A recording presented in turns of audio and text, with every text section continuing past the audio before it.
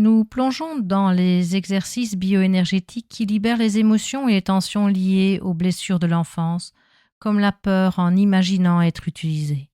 Nous verrons pourquoi reconnaître notre souffrance et exprimer notre colère sont essentiels pour une sexualité libre et respectueuse de soi.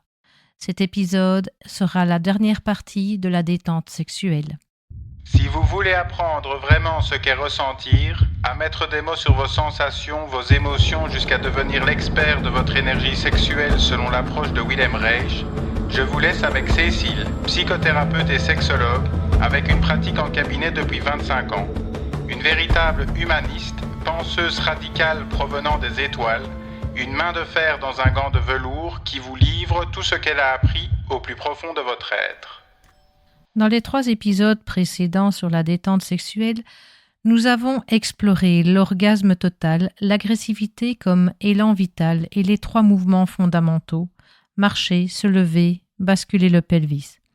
Nous avons vu comment le bassin des enfants vibre librement, contrairement à celui des adultes bloqués par les tensions.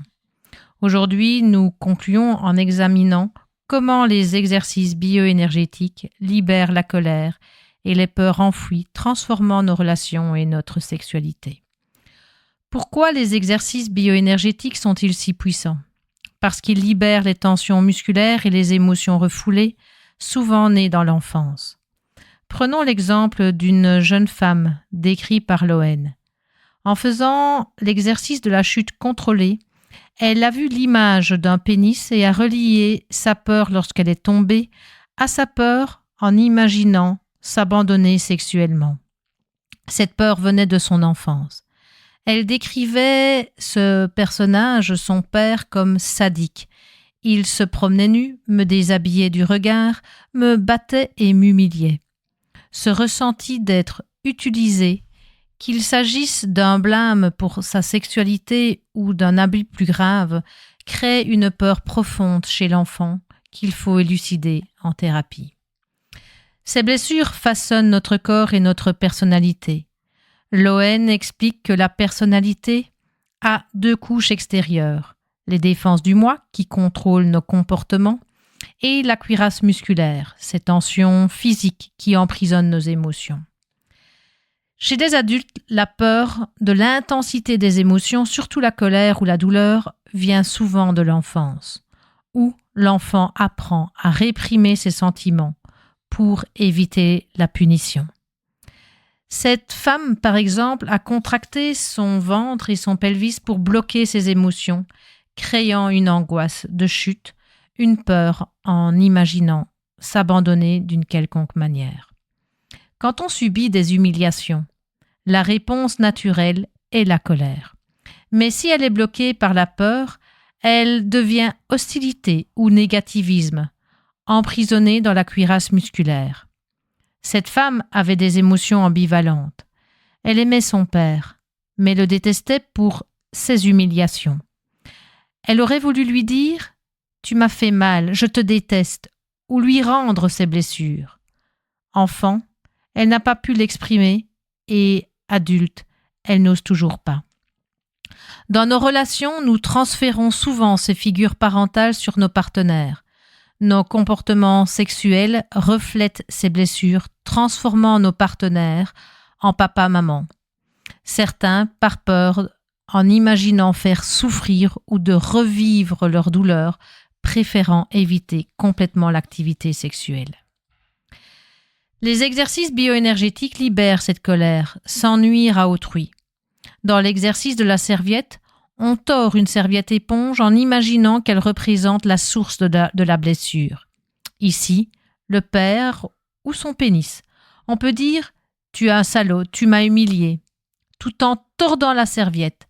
Cet acte transfère la colère sur un objet inoffensif, sans conséquence dans la société. Un autre exercice, frapper le pelvis sur un matelas, qui consiste à se placer sur les coudes et les genoux, orteils enfoncés dans le matelas, et à frapper le pelvis violemment contre le lit. On laisse sortir des mots crus ou vulgaires qui peuvent surgir et c'est autorisé. En thérapie, Ces propos libèrent la douleur dans un cadre sécurisé. Attention, je ne demande pas de faire ce mouvement mécaniquement.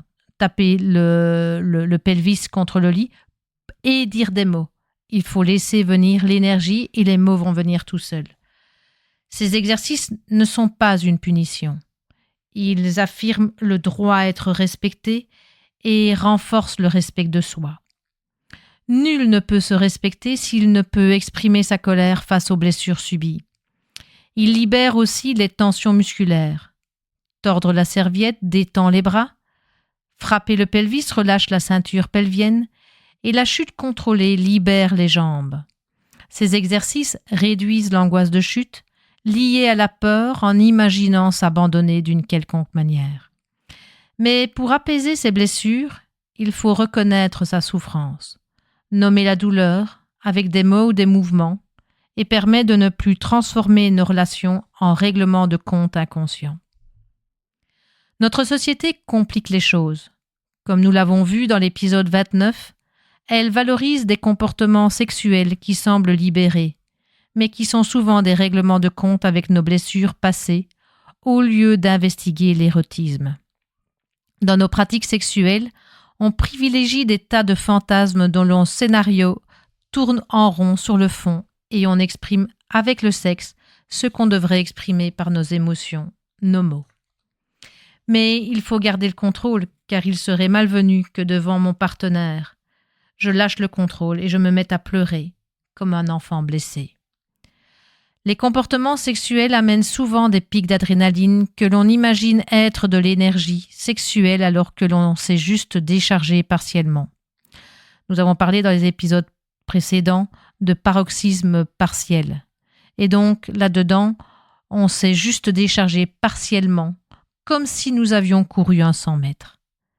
Cette retenue crée le plaisir sadique, fortement valorisé aujourd'hui. En bioénergétique, la conscience et les mots sont essentiels pour nommer ces blessures. Le choix des mots compte. Je ne suis pas pour une thérapie qui contrôle le langage, loin de là. Laissez sortir des mots crus, comme salaud ou je te déteste, est libérateur, car ils reflètent l'authenticité des émotions. Mais les mots ne remplacent pas le mouvement. Les mots donnent du sens, expriment des pensées précises, tandis que le mouvement ancre l'émotion dans le corps, libérant des tensions physiques. Le mouvement n'équivaut pas non plus au langage. Il ne peut exprimer des idées complexes. Les deux sont complémentaires pour une thérapie complète. En séance, bien souvent, c'est un mot bien précis qui décharge totalement le corps.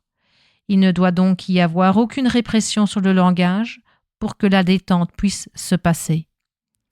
Pour l'un, ce sera avoir osé dire pour la première fois à son père ou à sa mère « je te déteste ». Pour un autre, tu vas t'envoler ou « salaud », sans chercher de compréhension du mot qui libère. Je suis toujours surprise et le consultant le premier. Enfin, le corps peut s'exprimer et s'apaiser. Pour conclure, l'ON nous rappelle une vérité essentielle. Si on ne peut pas dire non à une blessure, à une humiliation, on ne peut pas dire un vrai oui à l'amour, au désir ou à la vie. La personnalité humaine n'est pas seulement positive. Elle est positive envers la vie, mais négative envers l'antivie, les abus, les blessures, tout ce qui ne va pas dans le sens de la vie.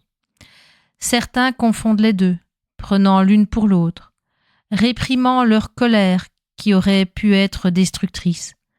Mais si on sait distinguer l'énergie de vie et l'énergie anti-vie, alors le négativisme prend la place qui lui convient dans le comportement humain. Exprimer ma colère et me défendre en cas d'attaque physique réelle, déjà, là, beaucoup n'osent pas. Ou être en colère ou s'effondrer en pleurs lorsque l'on prend une constatation pour une critique. Par exemple, lorsque quelqu'un dit simplement « Peux-tu ranger ton slip ou ta culotte dans la manne à linge, s'il te plaît ?» Et la personne transforme ces mots en une colère noire. « Oh, ça va, je ne fais jamais rien de bon !» Parce qu'elle ne sait pas faire la différence entre une constatation et une critique. En bioénergétique, exprimer ces mots adéquatement, par le corps et les mots, libère le chemin vers une sexualité et une vie plus libre. Chaque émotion a sa bonne porte d'expression. Alors, prenez un moment pour réfléchir. Quelle émotion retenez-vous ?